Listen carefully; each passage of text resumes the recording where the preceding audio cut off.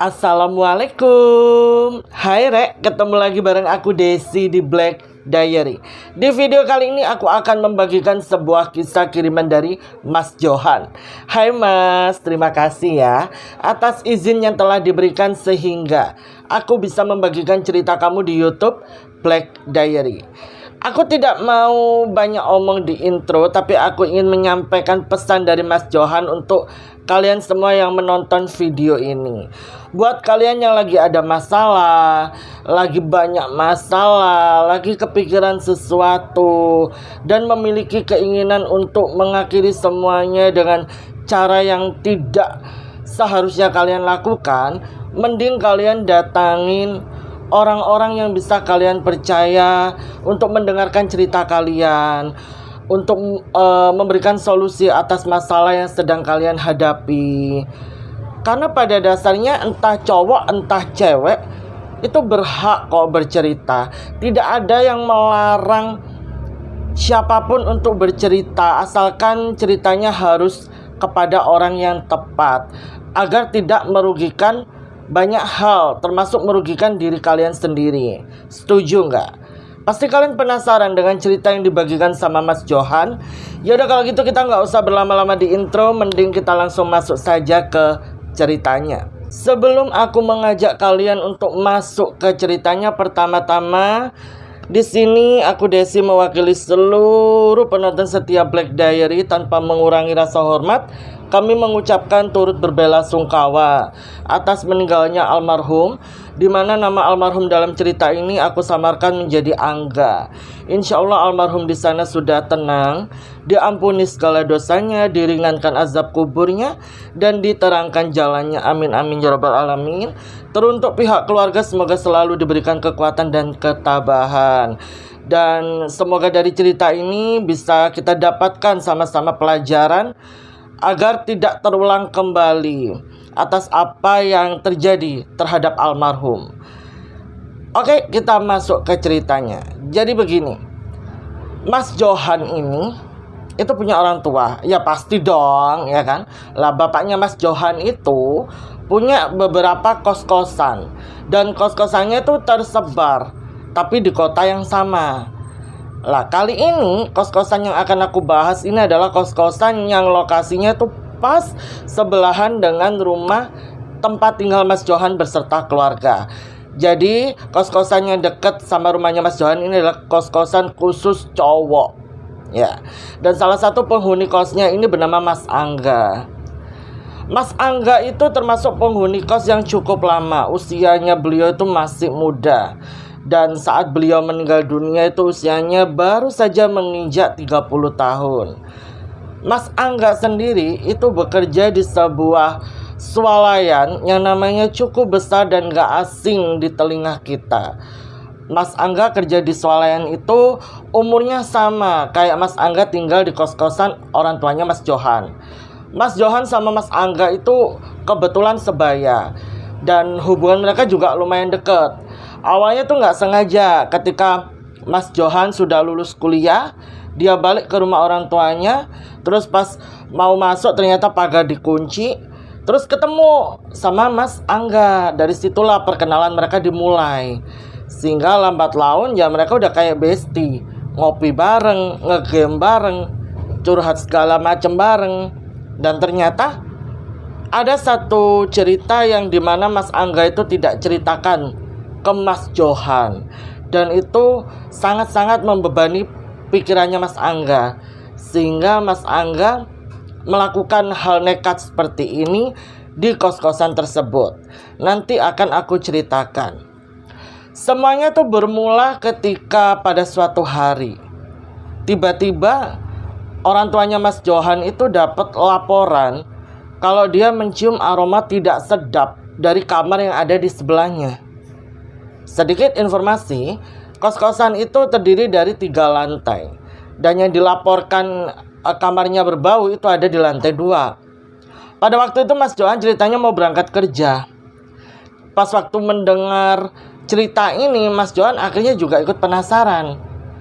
Selain laporan dari anak kos-kosan tersebut, beberapa tetangganya Mas Johan juga sempat melapor malam harinya kepada bapaknya Mas Johan kalau di rumah kos-kosan itu ada bau yang tidak sedap, seperti bau bangkai, tapi tidak paham juga apakah itu bangkai hewan atau sampah yang dibiarkan terlalu lama di dalam sebuah ruangan sehingga menimbulkan aroma yang kurang sedap.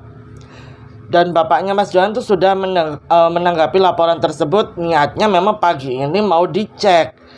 Terus paginya barulah anak kos-kosan itu melapor. Ternyata sumber baunya itu berasal dari lantai 2. Di situ karena masih ada waktu lumayan ya, daripada Mas Johan nongkrong di depan tempat kerjanya, mending dia bantu bapaknya untuk mencari sumber bau itu.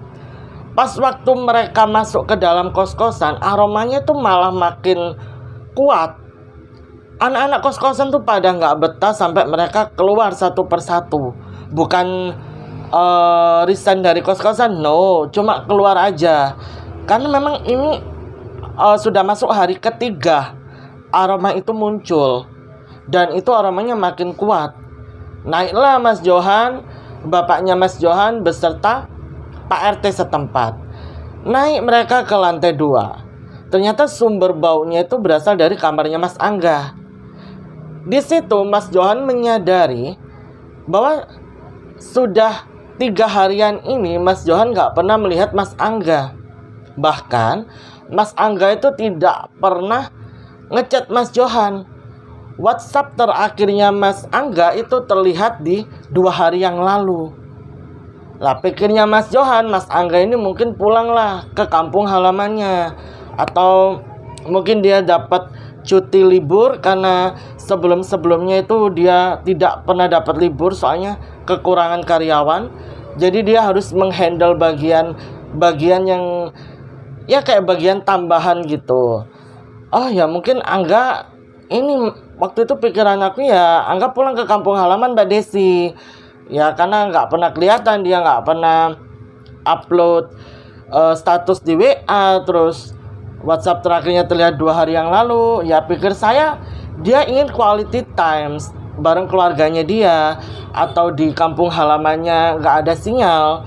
Kebetulan juga kampung halamannya Mas Angga ini lokasinya tuh lumayan pelosok, ada di kota Jawa Timur, di salah satu kota Jawa Timur, sorry.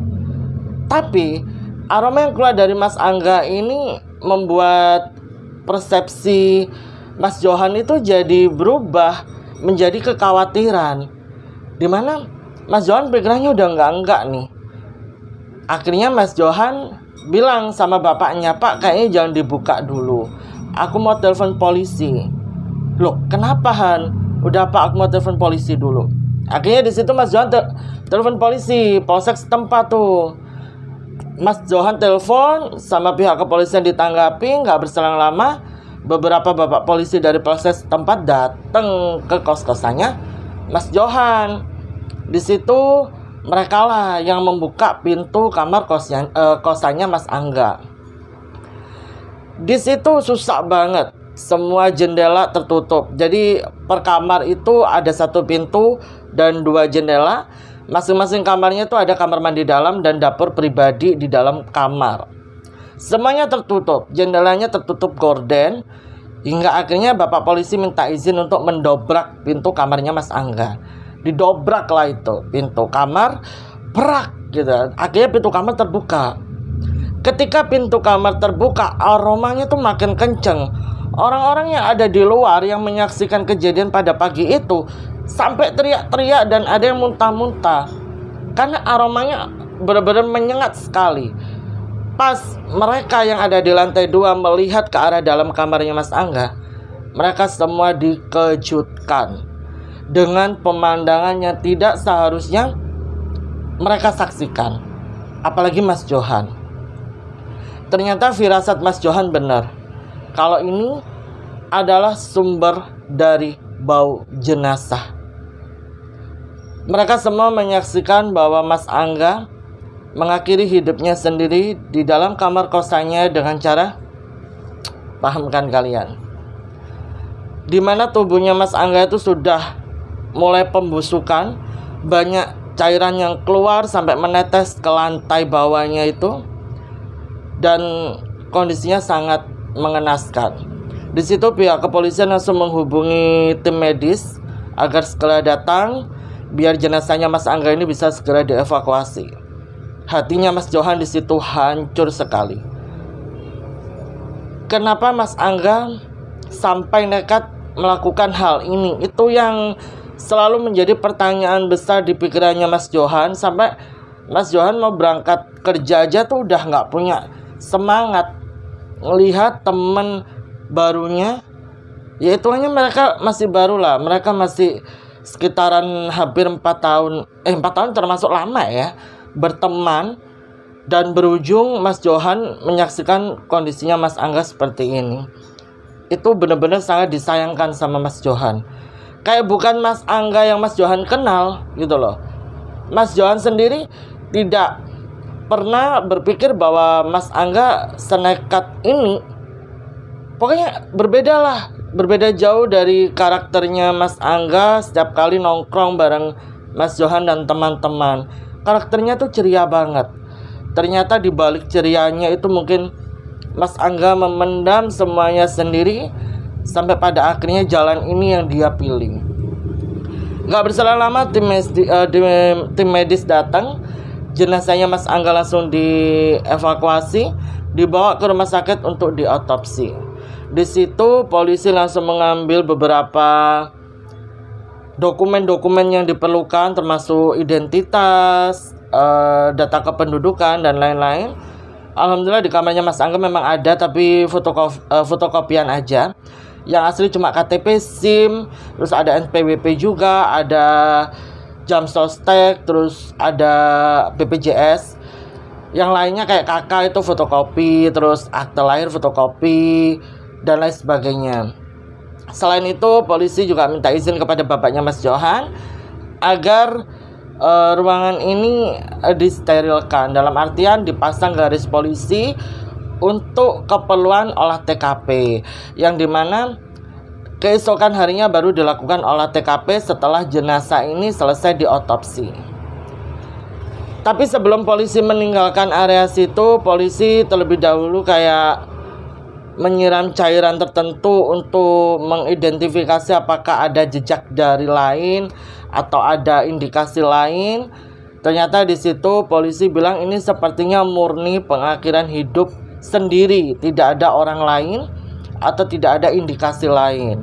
Setelah itu barulah polisi dan tim medis pamit izin kepada bapaknya Mas Johan dan RT setempat untuk pergi meninggalkan area kos-kosan. Kejadian pada waktu itu cukup ramai dan cukup viral di media sosial, sebab ada beberapa warga itu yang mengabadikan melalui video lalu diupload di TikTok, dan Mas Johan sudah berkali-kali komen di video-video itu untuk men-take down videonya guna menghormati pihak keluarga yang ditinggalkan dan menghormati kepergian almarhum. Masih cara yang dilakukan almarhum salah, tapi setidaknya warga tidak, atau orang-orang ya, atau netizen tuh tidak berhak menghakimi, karena kita tidak pernah tahu sebesar apa masalah yang sedang dialami sama orang ini. Maksudnya Mas Johan seperti itu. Tapi kan karena video itu sudah terlalu banyak orang repost, akhirnya Mas Johan tidak bisa menghandle semuanya. Akhirnya kalau Mas Johan ngelihat video itu naik ke FYP-nya, dia selalu komen doakan saja yang terbaik, doakan saja yang terbaik. Cuman itu yang bisa Mas Johan lakukan sebagai seorang sahabat.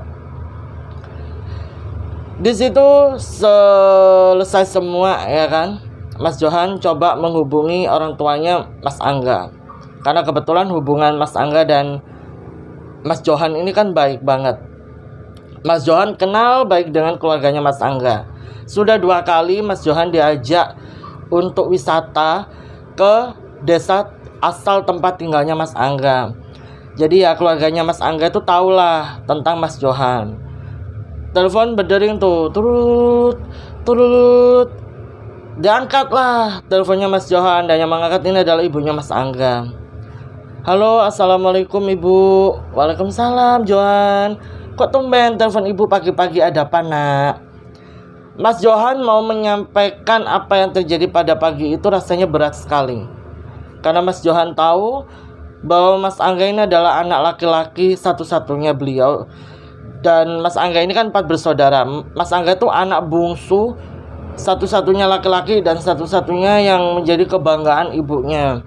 Mas Johan ingat banget pada waktu itu saat Mas Angga pamit kerja merantau ke kota ini. Ibunya itu senang sekali. Sampai diumumkan ke satu desa kalau anaknya itu berhasil kerja di swalayan dengan nama yang cukup besar. Itu sebuah apresiasi dari orang tuanya Mas Angga terhadap Mas Angga. Makanya Mas Angga itu sampai bertahan hampir 4 tahun kerja di situ, karena ya itu tadi loh, ibunya sangat bangga. Tapi ya mau nggak mau Mas Johan harus memberikan kabar kurang menyenangkan ini terhadap keluarganya Mas Angga sebelum mereka nantinya tahu sendiri dari pihak kepolisian. Dengan air mata yang sudah tidak bisa dibendung lagi, Mas Johan bilang sama ibunya Mas Angga, "Bu, ibu harus sabar ya, ibu harus kuat." Loh, kenapa Johan? Ibunya Mas Angga tanya gitu. Mas Johan langsung bilang begini, "Bu, Angga sudah meninggal dunia." Loh, kok bisa? Kapan? Dengar di situ suara ibunya Mas Angga ini sudah kayak kayak parau gitu, kayak udah campur aduk antara kaget, marah, sedih dan lain sebagainya. Sampai ibunya Mas Angga itu terdengar memanggil nama seorang perempuan yang nggak bukan adalah salah satu kakaknya Mas Angga, dimana itu sebut saja namanya Mbak Dewi. Dewi, sini Dewi sini. Ini ibu nggak salah dengar kan? Kenapa bu? Kenapa pagi-pagi lo ini? Ini Johan telepon, katanya Angga meninggal dunia. Akhirnya telepon ibunya Mas Angga ini diambil alih sama Mbak Dewi. Mbak Dewi tanya sama Mas Johan, "Johan, kamu jangan main-main loh, ini masih pagi loh." "Mbak, beneran, Angga sudah meninggal dunia. Angga bundir Mbak di kosan. Dan kami baru tahu setelah kami mencium aroma yang kurang sedap, Mbak. 2 hari belakang aku nggak pernah lihat Angga. Aku pikir Angga pulang, Mbak, ke desa. WhatsApp-nya terakhir dilihat 2 hari yang lalu. Di hari ini bapakku ada laporan kalau ada aroma nggak sedap dari lantai 2. Ternyata sumbernya dari kamarnya Angga, Mbak. Pas aku telepon polisi datang, didobrak sama polisi, ternyata Angga sudah meninggal dunia, Mbak. Dan aroma yang keluar tuh dari tubuhnya Angga, Mbak. Nggak mungkin Johan, nggak mungkin. Ini jenazahnya Angga lagi dibawa ke rumah sakit, Mbak, untuk diotopsi. Mungkin nanti pihak kepolisian akan menghubungi pihak keluarga, karena tadi sudah aku berikan nomor telepon ibu, Mbak." Lah kok nggak berselang lama, ada chat masuk ke handphone ibunya Mas Angga, dimana Mbak Dewi bilang begini, Johan, Mbak tutup dulu ya. Ternyata yang menghubungi ibunya Mas Angga adalah pihak kepolisian. Dan barulah di situ mereka percaya dengan pernyataannya Mas Johan. Dari desa, pagi itu mereka langsung berangkat ke kota. Dan mereka nggak langsung ke rumah sakit, mereka ke rumahnya Mas Johan dulu. Mas Johan di situ posisinya udah berangkat kerja. Yang menemui orang tuanya Mas Angga dan keluarganya Mas Angga ini adalah orang tuanya Mas Johan. Bersama orang tuanya Mas Johan, Pak RT dan Pak Lurah setempat, keluarganya Mas Angga ini diantarlah menuju ke rumah sakit tempat jenazahnya Mas Angga diotopsi. Pergilah mereka ke sana. Dan memang kematiannya Mas Angga ini dinyatakan murni atas pengakhiran hidup seorang diri. Dalam artian tidak ada pihak ketiga dalam kematiannya Mas Angga.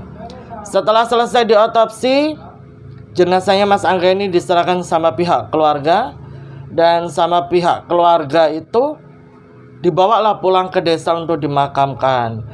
Jadi Mas Johan itu tidak bisa ikut ke prosesi pemakamannya Mas Angga. Nanti niatnya setelah 7 harinya Mas Angga, dia akan minta izin libur ke kantor untuk ke desa bersama orang tuanya untuk takziah. Yaudah nih, akhirnya kamar kosannya Mas Angga dibiarkan seperti itu, dan itu aromanya masih membekas. Sampai keesokan harinya dipakai buat olah TKP. Olah TKP selesai siang. Dan setelah itu garis polisi dilepas. Kan itu guna untuk melengkapi BAP kan. Udah nih garis polisi selesai. Bapak polisi pergi dan kamar itu akhirnya dibersihkan sama orang tuanya Mas Johan. Saat membersihkan kamarnya Mas Angga itu entah kenapa, ini kesaksian dari orang tuanya Mas Johan, mereka tuh seperti diawasi sama seseorang. Tapi mereka tidak masalah karena di pikiran mereka, oh itu Angga. Karena bagaimanapun Mas Angga kan belum lama meninggal dunia. Jadi kalau kata orang Jawa mah, rohnya ya atau horingnya itu masih ada di sekitaran tempat dia meninggal dunia. Di situ orang tuanya Mas Johan minta izin kepada sosok yang tak terlihat tersebut untuk membersihkan kamarnya Mas Angga. Dibersihkanlah itu. Udah dipel dan dikasih uangnya, tapi aroma bekas cairan jenazah itu kan kuat banget ya. Jadi aromanya itu masih ada. Tapi ya udahlah, dibiarkan. Akhirnya pintunya tuh dibiarkan terbuka. Pintu jendela dibiarkan terbuka. Siapa tahu dengan dibuka seperti itu aromanya bisa berganti gitu, bisa hilang. Kipas dinyalakan 24 jam, lampu juga. Jadi nggak pernah mati itu lampu kamarnya Mas Angga. Tapi dari situ membuat anak-anak yang tinggal di lantai 2 jadi takut. Apalagi anak yang kamarnya harus melewati kamarnya Mas Angga dulu. Kan kamarnya Mas Angga tuh posisinya ada di tengah-tengah, diapit sama kamar-kamar anak kos-kosan situ. Dan mulailah muncul cerita-cerita yang awalnya nggak dipercaya sama Mas Johan, sampai Mas Johan percaya dengan cerita anak-anak ini. Sebelum kita masuk ke cerita versinya Mas Johan, kita cerita dulu sedikit versi anak-anak kos-kosan yang mengalami kejadian-kejadian aneh. Pertama itu dialami sebut saja namanya Bayu ya. Bayu ini ceritanya pulang kerja dan kebetulan dia itu shift 2. Jadi pulangnya malam, sekitaran jam 10 lah, baru sampai kosan. Habis parkirin motor, dia langsung naiklah ke lantai 2. Lah kamarnya Bayu itu harus melewati kamarnya Mas Angga. Posisinya ada 3 kamarnya Bayu itu ada di 3 kamar setelah kamarnya Mas Angga. Bayu tuh nggak ada masalah. Bahkan kejadian pertama ya, yang dimana Mas Angga mungkin baru memulai tindakannya tersebut, Bayu nggak ada kejadian aneh-aneh. Tapi saat kamarnya Mas Angga ini dibuka pintunya, jendelanya sama orang tuanya Mas Johan, Bayu mulailah. Kan lampu kamarnya Mas Angga ini dinyalakan 24 jam nonstop. Bayu tiba di lantai 2. Dia ngelihat lantai 2 kok tumben sepi ya. Biasanya anak-anak gitaran tuh, ada yang ngumpul entah di kamar siapa, ngumpul di depan gitu gitaran. Tapi malam itu hening, sepi banget. Dan kebetulan itu malam Jumat. Bayu tuh sempat ngegerutu tuh, habis tiba di lantai 2 ngegerutu. Malam Jumat ngapain juga dapat shift siang, digituin sama Bayu. Ya udahlah, bismillah nih, dia jalan menuju ke arah kamarnya. Baru aja dia berhenti atau tiba di kamar sebelah kanan pas dari kamarnya Mas Angga itu, Bayu tuh ngelihat kalau lampu kamarnya Mas Angga tuh mati nyala. Niatnya Bayu yang awalnya jalan santai jadi apa ya, dia langsung gemeter. Dia bahkan ingin mengurungkan niatnya untuk masuk ke dalam kamar. Dia malah pengen tidur entah di kamar siapa yang mau numpangin dia tidur malam itu. Tapi pas Bayu mau putar badan nih, dia kan rencananya mau turun di kamar anak kos yang lantai 1, temen dia satu kerjaan tuh, namanya Ido. Pas dia mau putar badan, niatnya tidur di kamarnya Ido yang ada di lantai 1, tiba-tiba Bayu di situ mendengar dengan jelas fix itu suaranya Mas Angga, di mana Mas Angga atau horinya Mas Angga itu berkata seperti ini. Udah Bayu, nggak apa-apa, lewat aja. Maaf ya kalau aku ganggu. Dan seketika lampu kamarnya Mas Angga itu langsung menyala, nggak mati nyala lagi. Oh, Bayu di situ langsung buru-buru dia lari. Oh, maaf ya Mas Angga, dia lari masuk ke dalam kamarnya, di mana pas waktu dia buka kunci pintu kamarnya tuh susah banget sih, ini kenapa? Pas pintu kamarnya berhasil terbuka, tiba-tiba tuh kayak ada hembusan angin gitu dari arah sebelah kirinya si Bayu ini. Pas Bayu toleh, dek, ada seseorang yang berdiri menghadap ke arah dia. Dan seseorang tuh berdiri di depan kamarnya Mas Angga. Tapi berdirinya tuh bukan yang keluar kamar full berdiri gitu, enggak, kayak setengah gitu loh. Paham kan, ini semuanya kusen pintu nih ya, setengah. Jadi badannya ada yang keluar, ada yang masih ada di dalam. Dan itu melihat ke arah Bayu sambil gini, senyum nggak ngomong apa-apa, senyum doang gitu. Bayu di situ langsung masuk kamar, dia tutup banting pintu kamarnya. Di situ dia langsung telepon pacarnya biar pacarnya nemenin dia sampai akhirnya besok paginya dia ketemu sama Mas Johan. Mas Johan lagi manasin motor. Dia cerita sama Mas Johan. Mas Johan awalnya nggak percaya, kayak, hah, masa sih? Beneran Mas Johan? Ya Allah Mas Johan. Untungnya di hari Jumatnya ini si Bayu dapat shift pagi, jadi dia bisa pulang ke kosan sore, nggak perlu berhadapan dengan hal-hal seperti yang dia alami semalam. Paginya saat Bayu keluar berangkat kerja kan rame tuh, anak-anak yang lain juga pada berangkat aktivitas. Jadi nggak ada kejadian aneh di kamarnya Mas Angga. Bayu mau turun juga ngelihat kamarnya Mas Angga ini biasa aja, kosong, lampunya nyala, kipasnya nyala. Tapi kenapa semalam tuh terkesan aneh sekali? Lah itu kejadian yang dialami sama Bayu. Sekarang kita di kejadian yang dialami sama, sebut saja namanya siapa ya? Mario gitu ya. Mario ini itu kamarnya sebenarnya ada di lantai 1. Mario itu pada waktu itu ceritanya dia ini kan kuliah.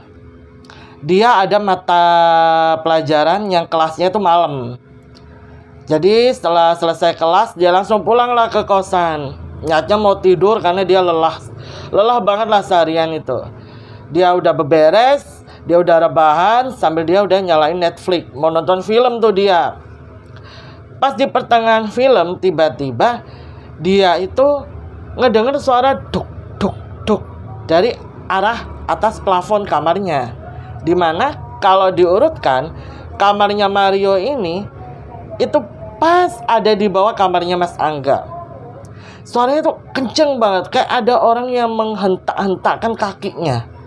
Tapi kan kok aneh gitu loh. Apalagi ini malam minggu. Mario nggak pernah mengalami kejadian seperti ini. Pada dulu waktu Mas Angga masih hidup, dia nggak pernah ngedenger suara hentak-hentakan kayak gini. Ini kenapa tiba-tiba ada suara begini? Awalnya dibiarin tuh sama Mario, dia nonton film sambil ketawa-ketawa. Tapi suara itu makin lama makin mengganggu dia. Hingga tiba-tiba pintu kamarnya tuh ada yang ngetok dari depan, tok tok tok, dan ada yang memanggil nama dia, Mario, tok tok tok, Mario. Pas Mario lihat ke arah jam, itu udah jam 11 malam. Siapa jam 11 malam iseng banget, bukannya malam mingguan bareng pacarnya, malah ngisengin dia. Akhirnya sama Mario dibiarin dulu nih, tapi suara itu terus mengganggu dia. Akhirnya dia udah nggak betah nih kan, dia stop dulu filmnya. Habis itu dia buka pintu dengan nada sedikit marah. Pas dia buka pintu tuh nggak ada orang, tapi dia mencium aroma yang gak enak banget, kayak aroma kurang sedap. Jadi aroma itu kayak berlalu gitu loh, hus, ke arah tangga menuju ke lantai atas.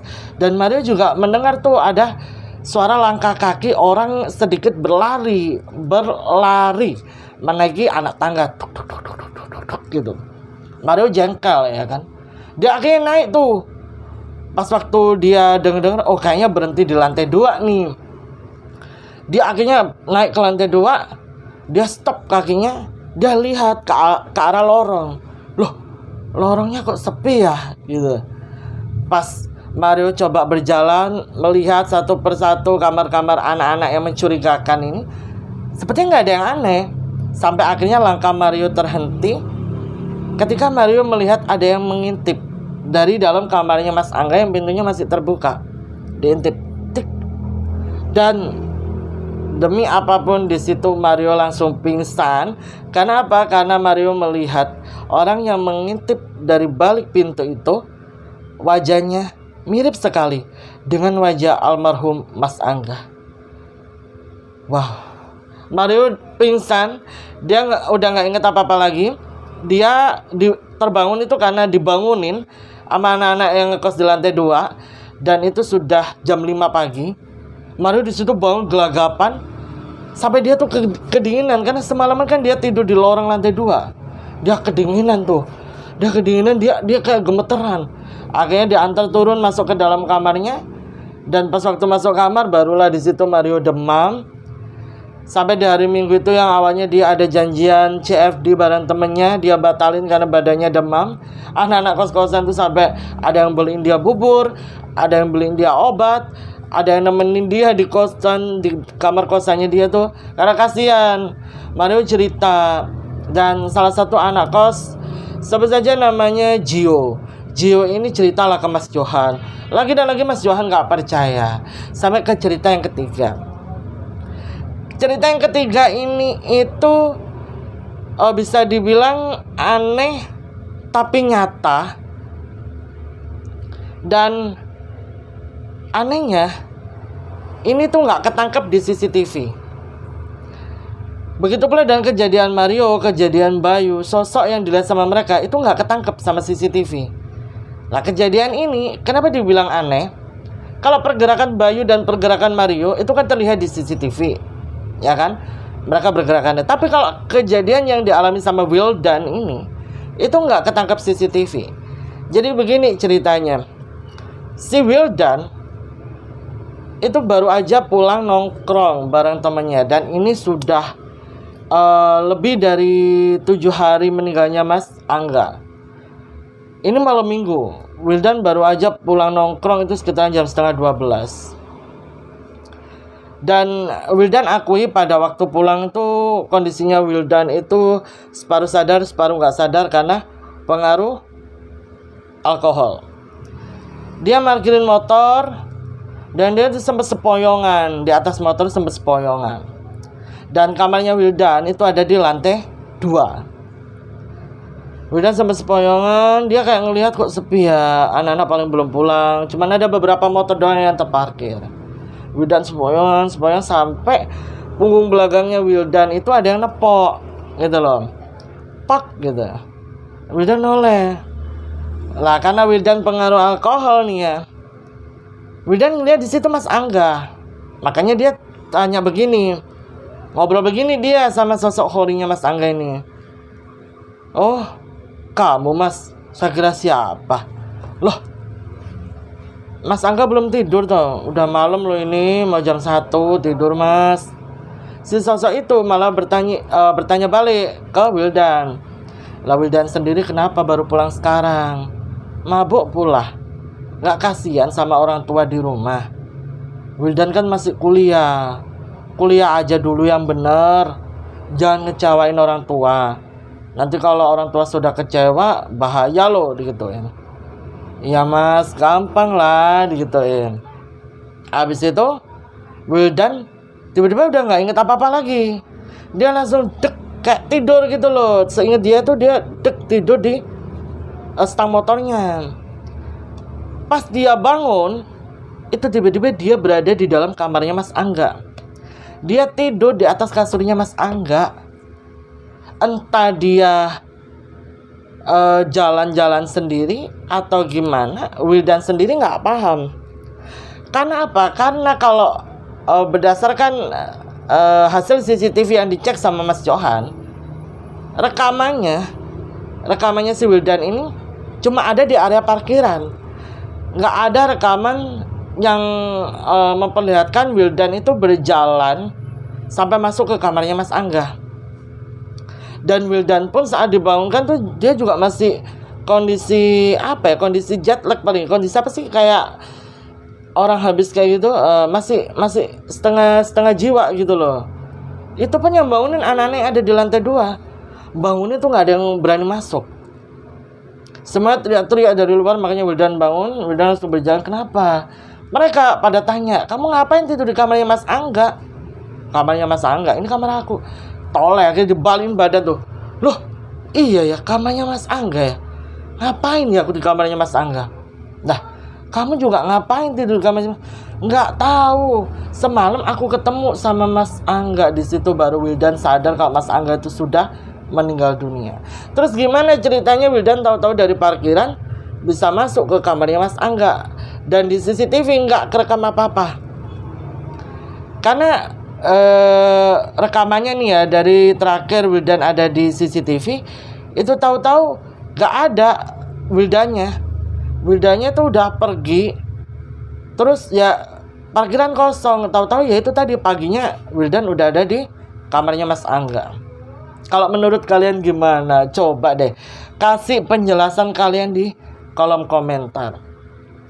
Mas Johan yang terus-menerus mendapat cerita-cerita aneh dari anak-anak kos-kosan tuh awalnya bertanya-tanya, ini anak-anak cerita-cerita kayak gini maksudnya apa sih? Ditambah Angga kan belum lama meninggal dunia tuh. Habis itu muncul cerita-cerita kayak gini. Apalagi dia baru aja pulang dari rumahnya Mas Angga untuk takziah. Belum ada 40 hari temennya meninggal, ini anak-anak udah pada gosip yang enggak gitu loh. Akhirnya Mas Johan minta izin ke bapaknya, Pak, kamarnya Angga aku kunci aja ya, daripada ada kejadian-kejadian aneh. Aku kegerisin, kalau kata orang Jawa itu aku sumpek Pak, harus mendengar cerita-cerita kayak gini, kasihan Angganya. Yaudahlah kamu kunci. Pergilah Mas Johan ke kamarnya Mas Angga. Waktu itu Mas Johan inget banget, itu azan maghrib mau berkumandang, jadi waktu surup Mas Johan tiba di kamarnya Mas Angga. Sebelum kunci pintu, kunci jendela, Mas Johan tuh bilang gini, enggak, udah ya jangan ganggu teman-teman, kasihan mereka. Ini kamar kamu aku kunci dulu daripada mengganggu anak-anak kos-kosan yang lain. Kamu tenang di sana. Kalau ada apa-apa kamu cerita sama aku, entah lewat mimpiku atau secara langsung. Itu yang disampaikan sama Mas Johan. Setelah itu dia tutup jendela kamarnya Mas Angga dari dalam, gorden dia tutup, barulah dia tutup pintu dari luar. Pas dia mau nutup pintu mau tertutup, dia tuh samar-samar ngelihat ada sosok berdiri di dalam kamarnya Mas Angga. Cuman Mas Johan mikirnya kayak, nggak tahu lah apaan tuh gitu, pokoknya tutup aja sama dia. Dan aroma yang sempat menyeruak di dalam kamarnya Mas Angga, yang aroma kurang sedap itu Mas Johan juga mencium, tapi Mas Johan abaikan. Dia tutup pintu, habis itu dia turun pergi ke masjid untuk sholat berjamaah tuh.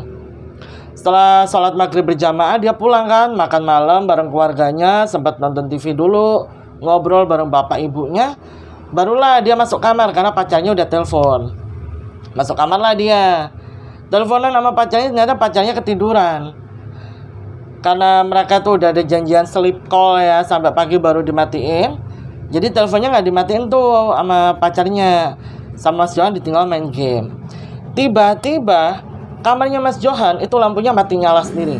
Loh, kok mati nyala ya? Di situ dia udah firasatnya udah nggak enak nih.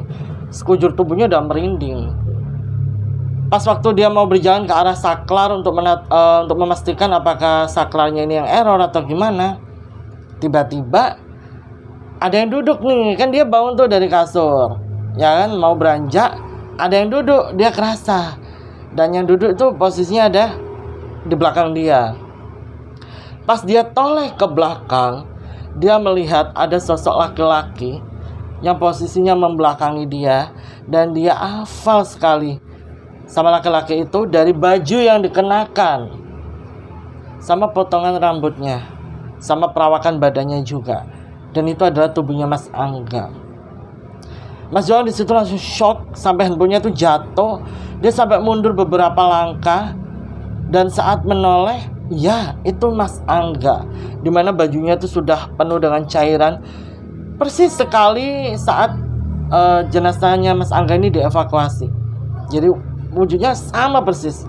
Di situ Mas Johan bertanya, mau apa? Aku tahu kamu bukan Angga, kamu Khorinnya, kamu mau apa? Dimana sosok Khorinnya Mas Angga ini bilang begini, aku mau cerita.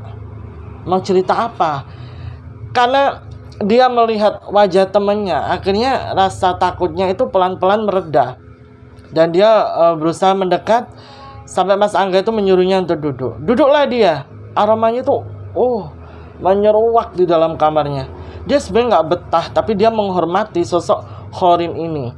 Dimana Khorin ini bilang begini, aku mau cerita penyebab dari aku memutuskan untuk mengakhiri hidupku sendiri.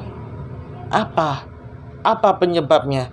Karena penyebab kematiannya Mas Angga ini disampaikan pihak kepolisian hanya kepada pihak keluarga.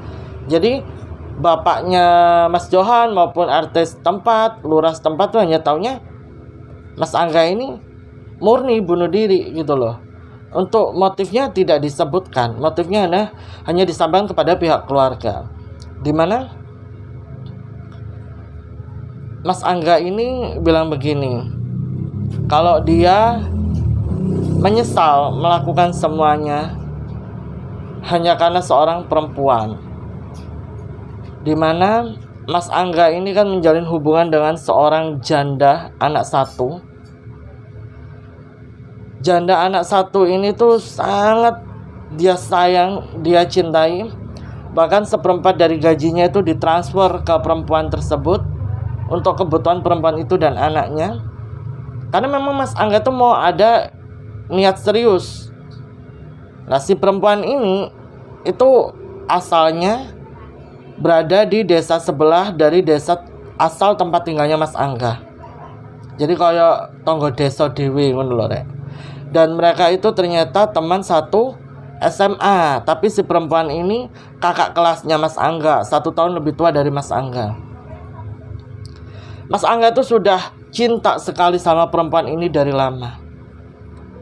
Dimana Mas Angga itu selalu menunggu perempuan ini, nggak taunya perempuan ini menikah dengan laki-laki lain. Mas Angga di situ sempat menjalin hubungan dengan wanita lain juga. Terus Mas Angga dapat kabar kalau si perempuan ini sudah bercerai dari suaminya, jadi statusnya janda, punya anak 1 perempuan. Dan Mas Angga sendiri sudah pisah dari pacarnya. Di situ Mas Angga mencoba untuk menjalin hubungan kembali sama si perempuan ini. Ternyata direspon. Sampai mereka dekat pacaran lah mereka. Semakin hari Mas Angga tuh semakin mencintai perempuan ini, sampai dia itu lupa caranya mencintai diri sendiri. Dan hubungan dia dengan keluarganya ya, dia juga menyadari kalau semakin renggang karena waktunya semakin dihabiskan dengan perempuan ini. Sampai pada akhirnya Mas Angga itu ditegur sama salah satu kakak perempuannya.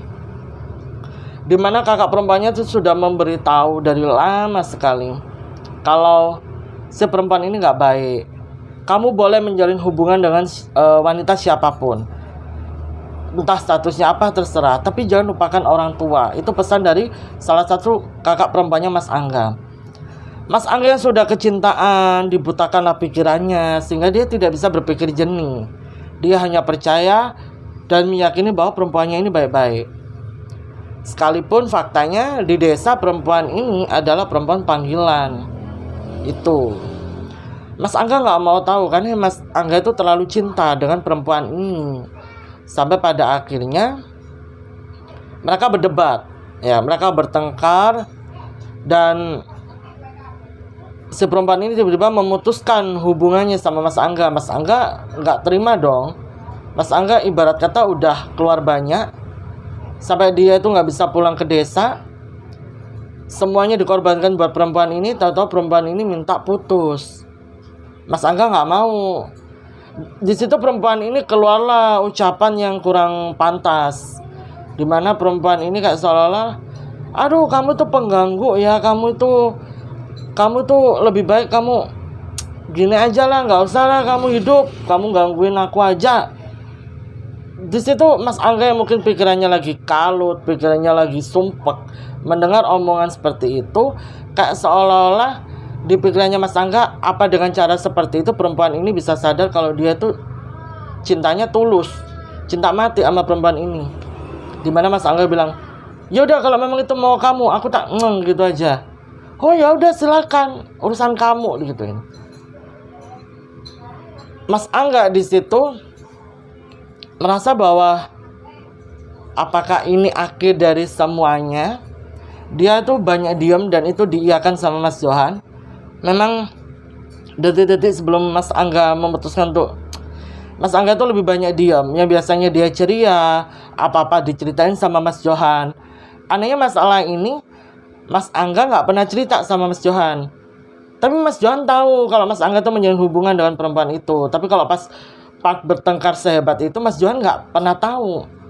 Pikirannya Mas Johan, Mas Angga banyak diem ya karena mungkin tuntutan dari perempuan itu mungkin makin besar atau gimana. Nggak taunya omongan perempuan itu terlalu jahat buat Mas Angga yang lagi rapuh.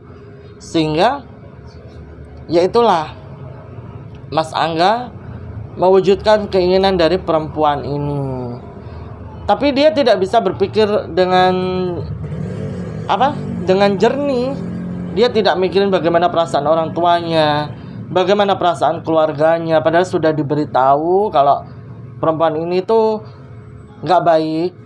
Bahkan keluarganya Mas Angga berusaha menerima perempuan ini, sekalipun dia di desa itu perilakunya seperti apa, sampai keluarga itu berusaha mengabaikan semuanya. Karena pihak keluarganya Mas Angga itu berharap dan meyakini bahwa orang itu suatu saat pasti bisa berubah. Tapi nyatanya tidak dengan perempuan ini. Hal itu ternyata sesuai dengan isi chat, isi telepon yang ada di HP-nya Mas Angga setelah diperiksa sama pihak kepolisian. Kembali dulu nih ke cerita. Ini ceritanya cukup sesek gitu loh, buat aku kayak, aduh kok ada ya orang kayak gini. Di situ ya udah Mas Angga mengakhiri hidupnya sesuai dengan permintaan perempuan ini. Dimana Mas Angga tuh sempat mengirim foto sebelum dia. Jadi handphonenya saat ditemukan sama polisi itu memang terjatuh di bawah. Jadi handphonenya tuh sudah dalam keadaan lowbat. Pas waktu dicek sama polisi sudah ada foto itu. Foto dimana Mas Angga itu memfoto dirinya sendiri dengan leher yang sudah diikat tali. Di foto dikirimkan ke perempuan itu. Dan perempuan itu hanya menjawab, ya wis urusanmu, ya itu terserah kamu. Lalu nomornya Mas Angga ini diblok. Mungkin karena nomornya Mas Angga ini diblok sama perempuan itu membuat Mas Angga malah makin nekat. Sehingga terjadilah kejadian itu. Barulah ketika kejadian itu terjadi, sosok Khorin ini itu semacam menyesal atas perbuatannya. Tapi ya kan semuanya sudah terjadi, tidak bisa diulang kembali, waktu tidak bisa diputar mundur. Sehingga yang tersisa hanyalah penyesalan dan kesedihan serta kekecewaan di hati pihak keluarga yang ditinggalkan. Sangat-sangat disayangkan. Benar-benar sangat-sangat disayangkan. Aku saat mendengar Mas Johan cerita yang part ini tuh juga, ya entahlah, kita juga gak bisa ngejudge ya. Kita gak bisa menghakimi atas apa yang dilakukan oleh seseorang, karena kita tidak pernah tahu apa yang ada di pikirannya, apa yang sedang dia rasakan, bagaimana berada di posisinya, sampai seseorang ini nekat melakukan hal seperti itu. Di situ Mas Johan bertanya, sampai Mas Johan tuh nangis gitu. Mas Johan tuh jarang banget nangis. Ngedengar cerita dari Khorin ini, Mas Johan tuh nangis. Dengan lampu yang masih kedap-kedip. Khorin ini bilang begini sama Mas Johan, Han, aku minta tolong kamu datang langsung ke rumah orang tuaku, sampaikan langsung ke mereka permintaan maafku. Bilang sama mereka kalau aku benar-benar nyesel dan aku mau minta maaf. Aku berharap semoga keluarga aku memaafkan aku dan mengikhlaskan kepergianku, biar aku juga bisa tenang. Aku juga minta maaf sama kamu, Han, kalau aku tidak cerita masalah ini karena aku takut membebani kamu. Karena pada waktu itu kamu juga lagi bertengkar sama pacarmu. Memang iya, momennya tuh juga pas banget Mas Johan tuh bertengkar sama pacarnya. Mas Johan cerita ke Mas Angga. Jadi membuat Mas Angga akhirnya mau cerita, worong. Takutnya Mas Johan ini malah mikir. Dia gak mau temennya banyak-banyak mikir. Karena ya Mas Angga ini sudah menganggap Mas Johan tuh seperti saudara sendiri. Sampai akhirnya Korin ini berpamitan pergi sambil didoakan sama Mas Johan. Karena Korin ini minta, Han, tolong doakan aku biar aku bisa perginya enak. Akhirnya didoakan sama Mas Johan. Semua doa-doa yang Mas Johan bisa, Mas Johan doakan. Akhirnya selesai itu pergi aja kayak asap, nembus ke arah jendela. Langsung lampu kamarnya Mas Johan itu nyala gitu. Mas Johan disitu nangis karena ya cowok ya, nangis suaranya ngerong-ngerong. Bapak ibunya masuk lah, lapole gitu. Akhirnya Mas Johan cerita 2 hari setelahnya Mas Johan baru dapat izin untuk libur. Dia beserta keluarganya takziah lagi ke rumahnya Mas Angga dan menyampaikan apa yang disampaikan sama sosok Korin itu di kamarnya Mas Johan. Keluarganya Mas Angga di situ benar-benar sedih sekali. Ditambah ya, perempuan itu tahu-tahu sudah menjalin hubungan dengan laki-laki lain secepat itu. Padahal Mas Angga belum lama meninggal dunia. Si perempuan itu bisa upload di sosial media gandengan dengan cowok lain. Padahal orang yang mencintainya dengan tulus sampai merelakan dirinya sendiri aja, baru aja menghembuskan nafas. Kayak nggak ada rasa bersalah, nggak datang juga untuk takziah, untuk ziarah ke makamnya, enggak. Kak seolah-olah nggak ada apa-apa, kayak bukan urusan dia, nggak punya hati ya. Makanya dari itulah Mas Johan itu berpesan melalui cerita ini buat kalian ya. Ceritau, ada masalah apa ceritau, tapi carilah orang yang bisa dipercaya. Biar masalah kalian tuh tidak membebani orang lain dan kalian bisa mendapatkan solusi. Terus Mas Johan juga berpesan, putus cinta itu bukan akhir dari segalanya. Apalagi masih pacaran ya. Yang menikah aja masih bisa bercerai, apalagi yang pacaran. Kalau kekasihmu sudah tidak mencintaimu lalu memutuskan hubungan asmaranya denganmu, coba cari pelarian lain dengan membahagiakan dirimu. Karena kalau dirimu sudah sembuh dari luka-luka itu, kamu secara pelan-pelan akan bisa melupakan semuanya. Kamu harus tetap melanjutkan hidupmu. Karena banyak orang yang mengharapkan kebahagiaan kamu.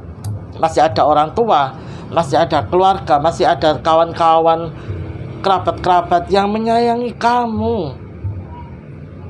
Kenapa harus mengakhiri hidup hanya demi sebuah percintaan yang belum bertemu ujungnya? Ilang-ilang, menyesal itu ada di belakang. Kalau nang ngarep itu jenenge pendaftaran. Mendingan dipakai buat healing ya. Kalau kalian patah hati, pakai buat healing. Habiskan tabungan kalian kalau itu bisa mengobati luka kalian. Kalau kalian butuh cerita, boleh cerita sama aku. DM aja di Instagramku.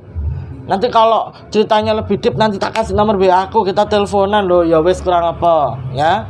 Dengan harapan Mas Johan juga berharap semoga yang terjadi sama Mas Angga ini tidak terjadi kepada siapapun. Sampai gelegean aku rek, ya Allah, astagfirullahaladzim, sepurani. Ya, jangan lagi mengambil cara-cara seperti ini. Masih ada cara lain untuk mengobati sakit hati.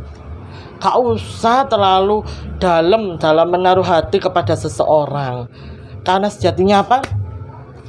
Tidak ada manusia yang bisa dipercaya selain diri sendiri. Ya, setuju nggak? Coba deh kalian tulis di kolom komentar pendapat kalian tentang cerita hari ini. Sekali lagi aku mengucapkan terima kasih banyak untuk Mas Johan dan teruntuk keluarga yang ditinggalkan. Semoga kalian selalu dalam lindungan Allah. Begitu pula dengan kita semua. Semoga kita dijauhkan dari orang-orang yang ingin berniat jahat, dari pikiran-pikiran yang menyesatkan. Semoga kita selalu dalam lindungan Allah. Amin amin ya rabbal alamin. Pokoknya Mas Johan terima kasih banyak ya Mas Johan. Mas Johan juga harus sehat-sehat terus ya. Semoga langgeng hubungannya sama pacarnya karena sebentar lagi mau menikah. Kita doakan sama-sama. Semoga kelak pernikahannya sama sakinah mawaddah warahmah. Amin amin ya rabbal alamin. Iki ape ono acara ketokane di kampungku ya, daripada nanti masuk terus Jadi masalah mendingan aku akhiri dulu video hari ini. Dan buat kalian yang belum subscribe, belum support aku, subscribe, klik tombol subscribe yang ada di bawah. Terus biar kalian tidak ketinggalan informasi saat aku upload video, jangan lupa nyalakan lonceng notifikasi. Lalu sapa aku di kolom komentar, karena sapaan dan doa kalian adalah semangat buat aku untuk selalu upload video di 3 hari dalam 1 minggu. Jangan lupa ya, jadwalnya Selasa, Kamis, Sabtu. Terus like video aku, lalu share sebanyak-banyaknya biar yang lain juga ikutan nonton dan tahu kalau aku upload video. Kalau gitu aku Desi pamit undur diri dulu. Terima kasih yang sudah menonton. Sampai bertemu di video selanjutnya. Assalamualaikum warahmatullahi wabarakatuh. Bye bye.